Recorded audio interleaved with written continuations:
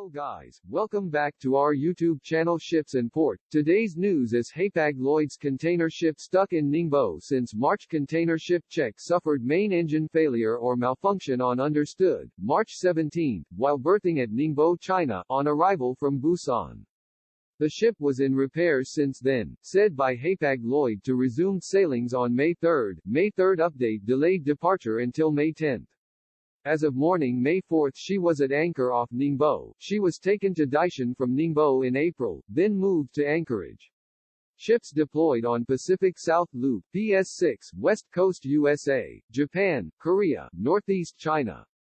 Container ship check, EMO 9,723,241, DWT 111,530, capacity 9,000 TEU, built 2015, flag Malta, operator Hapag-Lloyd.